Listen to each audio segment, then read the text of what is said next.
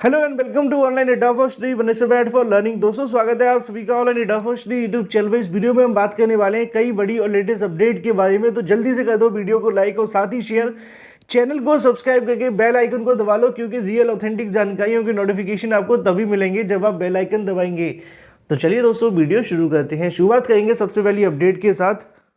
दोस्तों आगे बढ़ने से पहले हम बात करने वाले हैं यूपी टीईटी की बेस्ट बुक के बारे में, जो कि चक्षु प्रकाशन की है। यूपी टीईटी 2023 में सिलेक्शन पाने के लिए आपको स्टडी गाइड देखने के लिए मिलती है, जिसमें आपको 3000 से ज़्यादा अध्याय बाय महत्वपूर्ण क्वेश्चन देखने के लिए मिलते हैं, 4 सॉल्व पेपर, साथ ही आपको विश्लेषण चार्ट भी देखने के लिए मिलता है।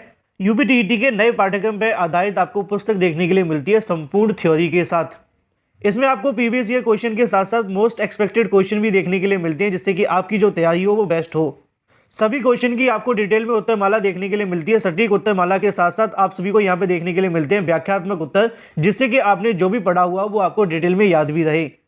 चक्षु प्रकाशन का यहाँ पे स्टडी गाइड के साथ आपको प्रैक्टिस सेट भी देखने के लिए मिलता है, जिससे आपकी तैयारी होती है और भी मजबूत। इन सभी का लिंक मैंने आपको वीडियो की डिस्क्रिप्शन में दे दिया है। आप अमेजॉन या फ्लिपकार्ट से ले सकते हैं या फिर अपने नज़दीकी स्टोर से भी, लिंक वीडियो की डिस्क्रिप्शन में है। चलिए पहले बात करेंगे सबसे पहली अपडेट को लेकर, लेकिन मेरा एक सवाल होगा, थोड़ा सा अजीब सवाल होगा, लेकिन कमेंट करके जवाब दे देना। सवाल ये है कि आप सभी का फेवरेट ऐप कौन सा है, यूट्यूब, फेसबुक या कोई और। यूट्यूब के माध्यम से आप पढ़ाई भी करते होंगे, फेसबुक भी आप चलाते होंगे।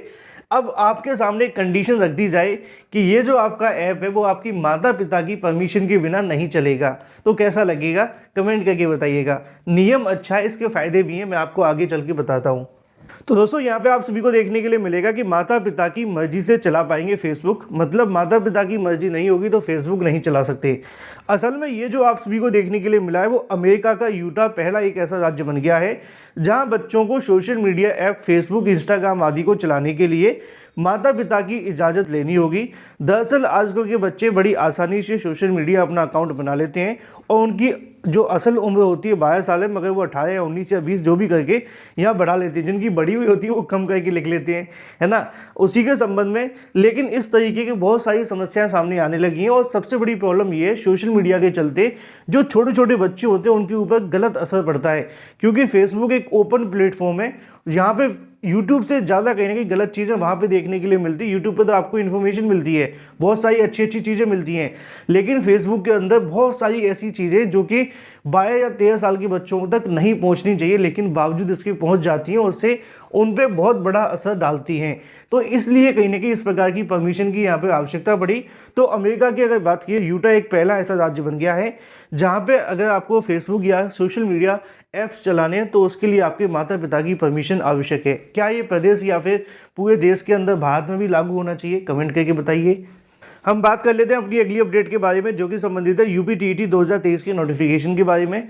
यूपी टीईटी 2023 के नोटिफिकेशन को लेकर कल देर रात को मैंने एक वीडियो बनाया था, जिसमें परीक्षा नियामक अधिकारी सचिव अनिल भूषण चतुर्वेदी के माध्यम से अभ्यर्थियों को हड़काते हुए एक बयान दिया गया था। असल में अभ्यर्थियों के माध्यम से पूछा गया कि यूपी टीईटी का नोटिफिकेशन कब जारी होने वाला है, तो उनके माध्यम से बताया गया कि यूपी टीईटी की जो परीक्षा होगी वो अब परीक्षा नियामक अधिकारी के माध्यम से नहीं होगी। इसकी जो परीक्षा का कार्यक्रम होगा वो यहाँ पे नए आयोग के माध्यम से जारी किया जाएगा। तो ऐसे में ये यहाँ से दो बातें बिल्कुल तय हो जाती हैं कि यूपी टीईटी की परीक्षा हाल फिलहाल नहीं होने वाली है, क्योंकि अभी तो नया आयोग बना ही नहीं है।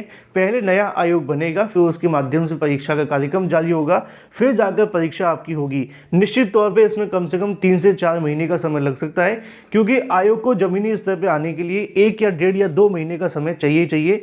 क्योंकि यहाँ तय इसलिए नहीं है क्योंकि सरकार ने अभी तक कुछ बताया नहीं है कि आयोग कहाँ तक बन चुका है, कितना समय अभी इसमें बनने में और लगेगा। इसलिए अभी यूपी टीईटी के लिए आपको लंबा इंतजार करना पड़ेगा। अगर बात की जाए अपनी अगली अपडेट के बारे में, जो कि संबंधित है सबसे बड़ी नई प्राथमिक शिक्षक भर्ती के विज्ञापन के बारे में। यह विज्ञापन जल्द जारी किया जाएगा, ऐसा जो बयान है वो दिया गया है मुख्यमंत्री के माध्यम से। बहुत कम प्रदेश के ऐसे मुख्यमंत्री होते हैं जो भर्तियों को लेकर खुलकर बोलते हैं। आपने देखा होगा राजस्थान के मुख्यमंत्री खुलकर भर्तियों को लेकर ऐलान करते हैं, चाहे वो शिक्षक भर्ती हो या फिर किसी अलग अलग प्रकार की भर्ती, लेकिन ये राजस्थान के नहीं है। और अपने उत्तर प्रदेश के अंदर जब जब बात आती नई भर्ती को लेकर, तो वर्तमान जो मुख्यमंत्री उनके माध्यम से पिछले 5 या 6 सालों के अंदर दी गई सरकारी नौकरियों को गिनाया जाता है।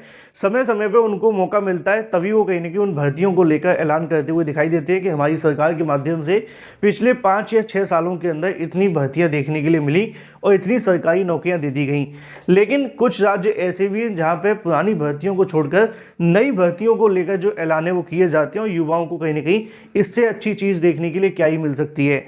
हम यहाँ पे बात कर रहे हैं अपने एक और पड़ोसी राज्य के बारे में जहां से बम्पर भर्तियों के विज्ञापन जारी होने वाले हैं।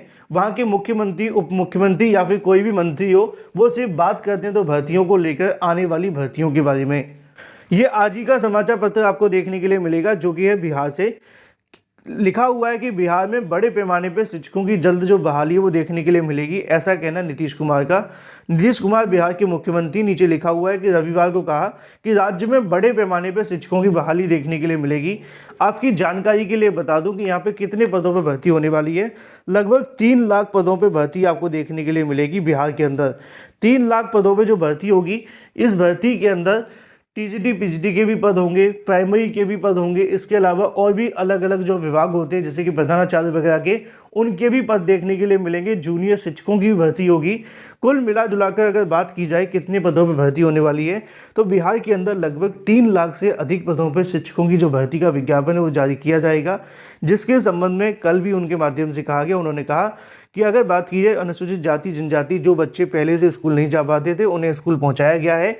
बड़ी संख्या में शिक्षकों की बहाली जल्द देखने के लिए मिलेगी और बड़े पैमाने पर बहाली की जाएगी, जिसके संबंध में उनके माध्यम से हाल ही में ऐलान भी किया गया है। तो लगभग अगर हम बात करें यहाँ से बिहार से 3 लाख से अधिक पदों पर जल्द शिक्षक भर्तियाँ आने वाली हैं। बात कर लेते हैं अपनी अगली अपडेट के बारे में, जो कि संबंधित है यूपीपीएससी की तरफ से जाने के बाद से लोअर भर्ती को लेकर बहुत सारे अभ्यर्थी काफ़ी लंबे समय से इंतजार कर रहे हैं। लिखा हुआ है लोअर पीसीएस के चलते अगर बात की जाए बहुत सारे अभ्यर्थी ऐसे भी हैं जो ओवरएज हो गए। लोअर पीसीएस भर्ती उत्तर प्रदेश लोक सेवा आयोग कराता था, लेकिन उत्तर प्रदेश अधीन सेवा चयन आयोग के पास जाने के बाद से जिम्मेदारी यहाँ पे यूपीपीएससी को सौंप दी गई। हालांकि इस परिवर्तन के बाद से लोअर पीसीएस के विभिन्न पदों पर भर्तियां फंसी हुई हैं। प्रतियोगी छात्र भर्तियों के इंतजार में ओवरएज हो गए। लोअर पीसीएस के माध्यम से आपूर्ति निरीक्षक, मंडी निरीक्षक, इसके अलावा अबकारी निरीक्षक और भी अलग अलग प्रकार के यहाँ से पदों की भर्ती देखने के लिए मिलती थी। लोअर पीसीएस की अगर बात की जाए 2017 के अंदर जो भर्ती वो सौंपी गई थी। पहले इन पदों में भर्ती की जिम्मेदारी उत्तर प्रदेश लोक सेवा आयोग के पास होती थी और निश्चित तौर पर इस बात में कोई दो राय नहीं है कि यूपीपीएससी यूपीपीएससी से लाख गुना बढ़िया है। उनके माध्यम से भर्तियों के विज्ञापन तय समय में जारी किए जाते हैं। कोशिश होती है परीक्षा भी करवाई जाए, परिणाम भी घोषित किए जाए, लेकिन यूपीपीएससी का परीक्षा कब आएगी, परिणाम कब होगा, विज्ञापन कब जारी होगा, इस बात को लेकर कुछ भी निश्चित नहीं है, जिसके चलते भर्तियां लटकी हुई हैं। अभ्यर्थियों की मांग है कि लोअर पीसीएस की जो भर्ती है वो दोबारा से यूपीपीएससी मतलब लौट के बुद्धू घर को आए, जिससे कि कहीं ना कहीं जो भर्ती के विज्ञापन वो तय समय पर जारी होंगे, यूपीपीएससी से हटाकर दोबारा यूपीपीएससी के पास आनी चाहिए। बाकी आपकी राय क्या है कमेंट करके बताएं। चलिए बात कर लेते हैं अपनी अगली अपडेट के बारे में, जो कि संबंधित है खंड शिक्षा अधिकारी को लेकर। खंड शिक्षा अधिकारी बीईओ भर्ती के अंदर 2 साल बाद 3 अभ्यर्थी और चयनित हुए हैं। खंड शिक्षा अधिकारी बीईओ 2019 के अंतिम परिणाम घोषित हो जाने के 2 साल बाद 3 अभ्यर्थी को नियुक्ति दी गई है। अभिलेखों के सत्यापन के दौरान 3 अभ्यर्थियों का चयन निरस्त हो जाने के बाद से उत्तर प्रदेश लोक सेवा आयोग संबंधित श्रेणी वरीयता क्रम में 3 अभ्यर्थी को प्रवेश कुमार, इसके अलावा और भी तमाम जो अभ्यर्थियों के नाम है वो लिखे हुए हैं। एक तरफ नई भर्ती का इंतजार किया जा रहा है, वहीं दूसरी तरफ पुरानी भर्तियां खत्म होने का नाम नहीं ले रही हैं। ऐसे में कुछ अभ्यर्थियों के पास कहीं ना कहीं यहाँ से विवाद हो गया था, विवाद के चलते मामला कोर्ट में गया। अब जाकर उनको जो नियुक्ति का प्रोसेस है वो शुरू किया गया है। नई भर्ती को लेकर योग्यता के विवाद के चलते भर्ती का विज्ञापन जारी नहीं हो पा रहा है, क्योंकि शासन स्तर पर योग्यता विवाद के चलते खंड शिक्षा अधिकारी को लेकर अभी तक स्पष्टीकरण नहीं मिला है। फिलहाल इस वीडियो के माध्यम से इतना ही। Thank you for watching this video.